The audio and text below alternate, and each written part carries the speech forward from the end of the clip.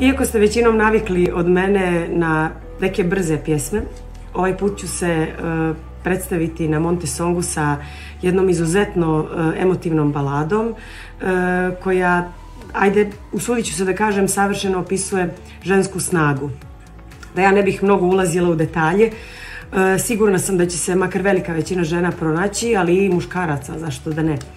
Sad, upravo zbog prirode pjesme, zaista mi je bio veliki izazov da je snimim, ne zbog zahtjevnosti pjevanja, koliko upravo zbog poruke koju pjesma nosi.